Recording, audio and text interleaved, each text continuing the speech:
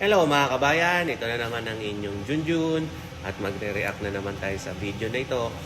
So sa video po na ito, para siyang survey kung gusto bang ng mga na-interview na to na maibalik ang mga Duterte sa pamamahala. It's either sa pagiging senador, alam po si Tatay Digong tatakbo bilang senador, at presidente. So si VP Sara Duterte na po yun, president. So ako, ang reaction ko, kung ako yung tatanungin, ay oo. Diba? Kasi kung si President Sara Duterte tumakbo ng presidente yon, biboto ko talaga yon. Diba? Gusto ko rin naman po kasi si PBBM nung time na yon. Kasi naniniwala naman ako sa kanyang kakayanan. Kaso lang ngayon parang nag-iba po yung tugtugin yung PBBM nag-iba.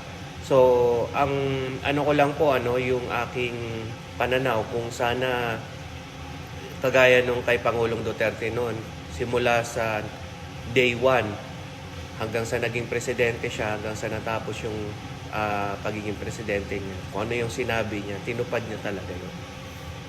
Maaari hindi sinunod nung iba niyang mga nasa baba, pero yung sinabi niya talagang natupad yun at naramdaman po ng taong bayan yun ng Pilipinas. Hindi lang ng mga Pilipino na nasa Pilipinas, mga Pilipinong nasa ibang bansa o OFW, naramdaman po, kaya mahal na mahal po siya ng taong bayan. So ito po, panoorin natin ang video ng ilang mga kababayan natin na kanilang sagot, reaction tungkol po sa pagtakbo ng mga Duterte. Okay? So again, ito po ang inyong Junjun. Junjun is in.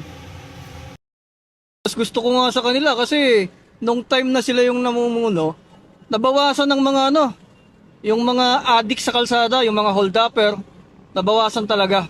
So kumpara sa akin, mas pabor ako na tumakbo bilang senador or presidente. Pwede kasi kaya naman nila Sa akin gusto kong mabalik si Duterte kasi okay naman yung mamalakad niya. Okay lang po. Kasi gustong-gusto ko si Duterte. Bakit? Kasi nakakaminos po kami sa bigas, sa gastusin po noon. Masyadong crisis ngayon kasi mataas yung mga bilihin. Mas maganda pag may Duterte, bababa ba yung mga bilihin at mataas yung sahod. Ay okay na okay po ako dyan. Talagang ako dyan kung tatakbo sila. Para sa akin kasi nakita ko dati nung Pangulo si President Rodrigo Duterte, talagang ang ganda ng ng Pilipinas. Walang mga, alam mo na yung droga involved. Talagang humina yon. Hindi talaga katulad ngayon napaka lantaran Sa akin talagang ako doon, dalawang kamay ako doon, thumbs up talaga ako. Solid Rodrigo ako. Dapat lang kasi para maano yung masugpo yung lahat ng mga ngayon. Oo. Kasi ngayon parang lahat ng parang natalikuran na nila, nakalimutan na nila. Dapat ibalik talaga. Talaga na sila dapat ang bubutuhan. So ayan na nga po mga kabayan, napanood na natin yung video. So kayo po, sa palagay nyo, di ba? Mag-comment kayo kung payag ba kayo, Kasi iba po talaga nung panahon na yun Kagaya nga po ng sabi nung isa sa mga na-interview, parang yung ginawa ni Tatay Digong noon, parang nakalimutan na ngayong administrasyon Nag-iba talaga ng landas Okay lang naman po kung may bagong galawan si Pangulong Bongbong Marcos. Pero sana po na ipagpatuloy yung iba. Kasi ngayon po, makikita nyo sa news krimen, holdapan, patayan, drugs, mga polis na tiwali, bumalik talaga Hindi nyo po maitatanggi yun Hindi talaga. Kasi nandyan po nararamdaman ng mga tao unang-una, nakikita ng mga tao, nababalitaan ng mga tao. So iba po talaga ang safety noon, tiyaga seguridad ng mamamayan nung panahon ni Pangulong Duterte. At saka yung bilihin. Alam ko, hindi naman kasalanan ng pamahalaan yan, pagtaas ng bilihin. Pero nakokontrol po yun. Nagagawan po ng paraan yun.